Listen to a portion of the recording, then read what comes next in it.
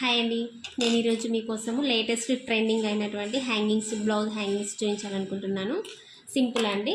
మనకి ఒకవేళ కొంచెం పెద్ద సైజులో హ్యాంగింగ్స్ కావాలి అనుకుంటే కొంచెం క్లాత్ ఎక్కువ తీసుకోవాలి, లేదు అంటే నార్మల్గా తీసుకుంటే సరిపోతుంది. నేను లైనింగ్ అండ్ బ్లౌజ్ పీస్ తీసుకున్నాను. ఇవి రెండు కూడా మనకి కొలతలు వచ్చేసి ఇది 3.3 పెట్టేసుకున్నాను. 3.3. సో దీన్ని ఇప్పుడు మనము చివరలు మొత్తం క్లోజ్ చేసేద్దాం.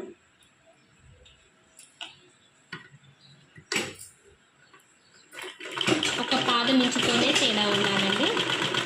బాగా వస్తే మరి చిన్నగా అయిపోతాయి హ్యాంగింగ్స్.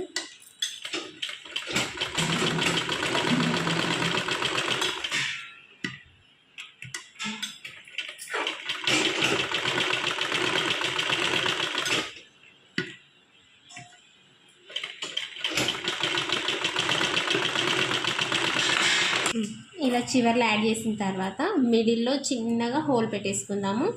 ఇది ఎందుకనంటే ఈ కుట్లు అనేవి మనకి బయటికి కనిపించకుండా లోపలికి వెళ్ళేటట్టుగా చేయాలి. దానికోసము దీన్ని 4 మడతలు సమానంగా ఇలా క్లోజ్ చేసేద్దాం. ఇలా చివరన కొంచెం కట్ చేసుకుందాం. ఇలా చివరలో కట్ చేసిన తర్వాత ఇందులో మనం థ్రెడ్ పెట్టుకుంటాము. ఫస్ట్ లైనింగ్ ముఖాన ఇంకొంచెం ఎక్కువగా కాటు పెట్టుకోవాలి.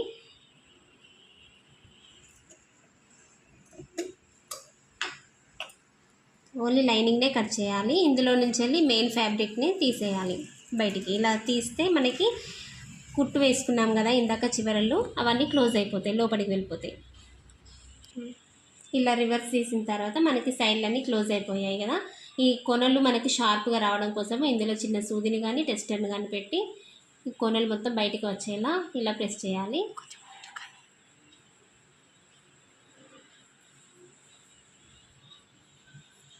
ఓకే, ఇప్పుడు ఇలా చేసిన తర్వాత మనం ఇందులోకి థ్రెడ్ ఎక్కించుకుందాము.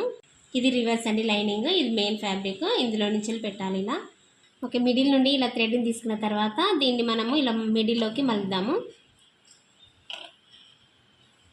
ఇలా మలిచిన తర్వాత ఇటు ఒక 1/2 ఇంచు వరకు మార్కింగ్ చేసుకుందాము. క్రాస్లో మనం కుట్టు వేసుకోవాలి కాబట్టి ఇటు సైడ్ 1/2 ఇంచు వరకు ఇలా మార్కింగ్ చేసుకొని దీనిపై నుండి ఇలా కుట్టుకుందాం.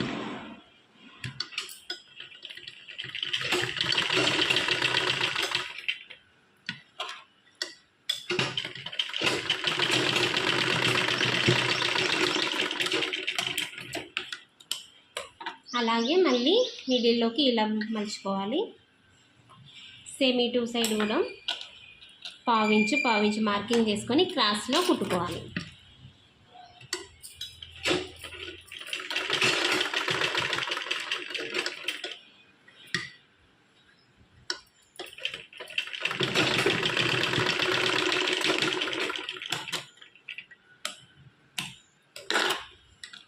ఇలా కుట్టుకున్న తర్వాత మనం రివర్స్ చేసిన తర్వాత ఒకసారి ఈ చివరలు పట్టుకొని గట్టిగా లాగినట్లయితే మనకి పర్ఫెక్ట్ ఫ్లవర్ వస్తుంది.